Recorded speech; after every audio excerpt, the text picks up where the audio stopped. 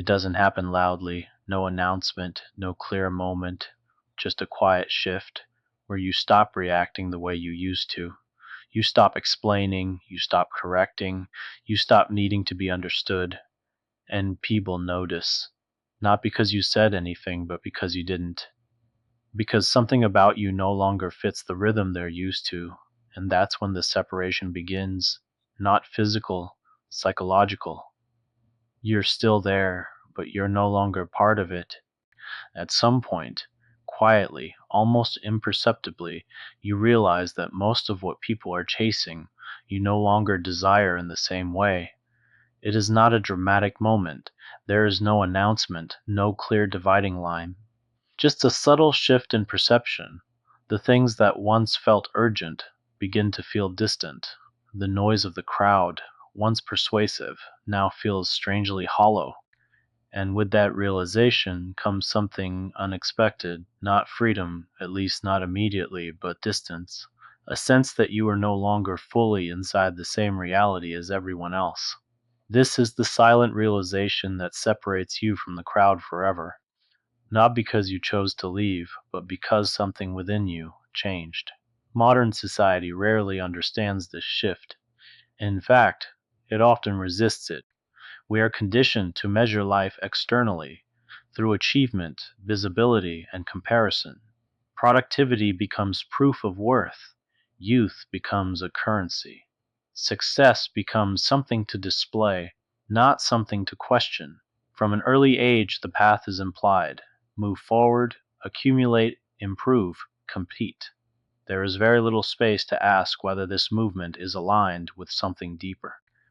So, when someone begins to feel detached from these pursuits, it is often misunderstood. It looks like a lack of ambition, or worse, a kind of quiet failure. But in reality, it is often the beginning of a more difficult form of awareness, because to step outside of collective values, even internally, is to lose the comforting certainty they provide.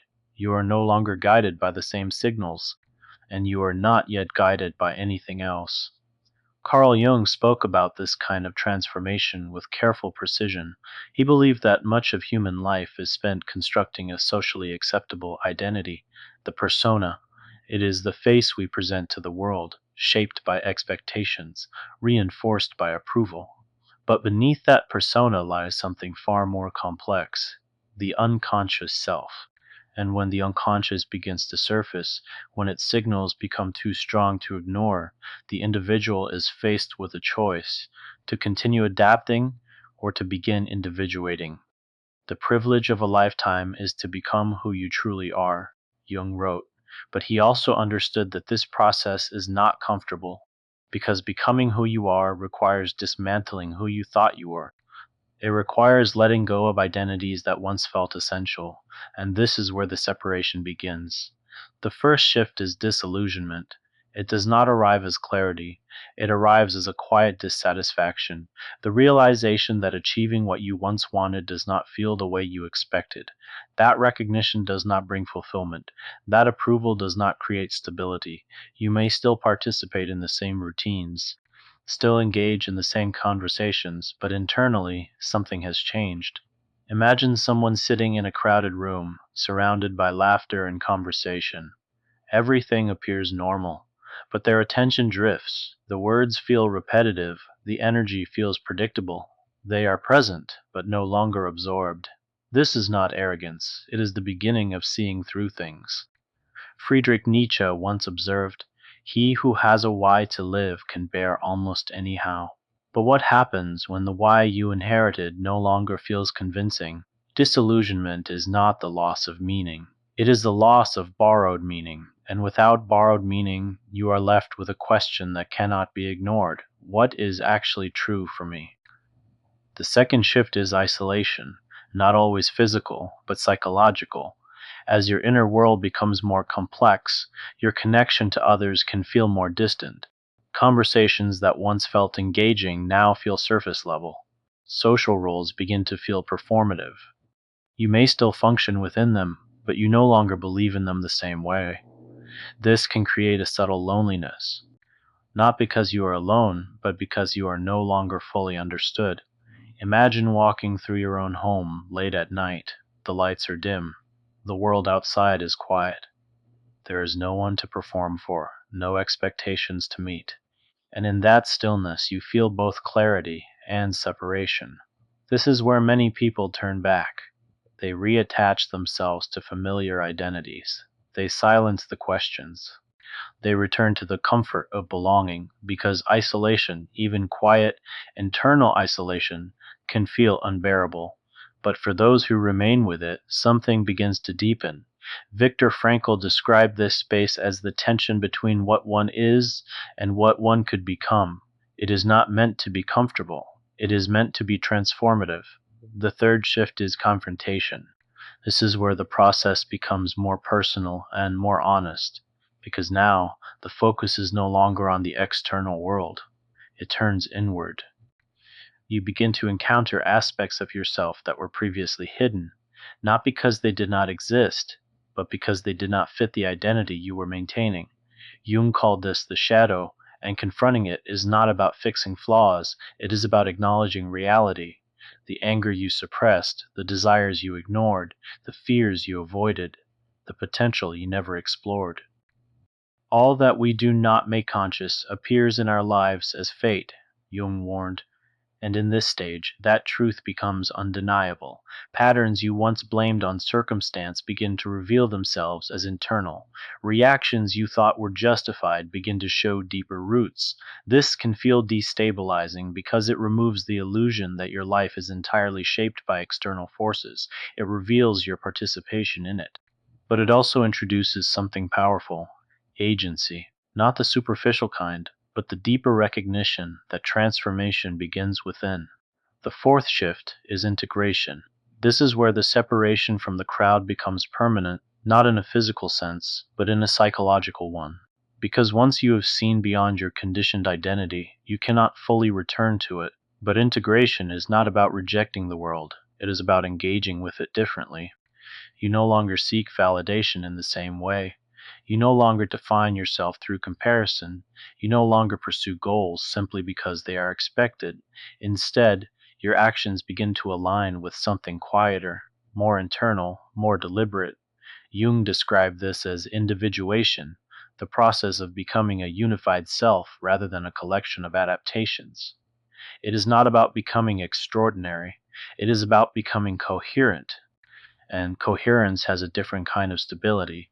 It does not depend on external conditions, it comes from alignment. There is a moment, often unnoticed by others, when this shift becomes fully real.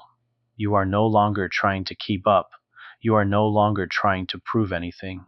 You are simply moving through life with awareness. Imagine an older individual sitting in a hospital room, not in crisis, but in reflection. The machines hum quietly, time feels slower, the usual distractions are absent, and in that space there is a single, undeniable question: was I true to myself? Not successful, not admired, but true. This is the question that remains when everything else falls away, and it cannot be answered through external metrics, only through inner honesty. This is the existential peak, the point where life is no longer about becoming, but about understanding, where the roles you played lose their importance and the person behind them becomes central. Nietzsche once wrote, "Become who you are, not who you were told to be, not who it was convenient to become, but who you are beneath all of it." And this is not a task that can be completed quickly. It is a process that unfolds over time, often quietly, often invisibly. The silent realization that separates you from the crowd is not a rejection of others, it is a reorientation of yourself. You begin to see that much of what drives collective behavior is unconscious, that people are often chasing validation, not meaning, that identity is often constructed, not discovered. And once you see this, you cannot unsee it. But this awareness does not have to create distance in a negative sense. It can create depth, a different way of relating to people, not through roles or expectations, but through understanding. Because you begin to recognize that everyone is navigating their own version of this process, whether they are aware of it or not. There is a quiet strength in this, a calm detachment from unnecessary conflict, a reduced need for approval, a deeper tolerance for complexity. You do not need to convince others. You do not need to explain yourself constantly. You simply live with a different center of gravity. And perhaps this is what truly separates you. Not superiority, not difference for its own sake, but awareness, the willingness to see what is often avoided, to question what is often accepted, to confront what is often suppressed, and to integrate what is often ignored. In the end, this realization does not make you special in the eyes of the world. It makes you honest in your own. And that honesty carries a quiet kind of freedom, not the freedom to escape life, but the freedom to engage with it consciously, to choose your path, not perfectly, not completely, but intentionally.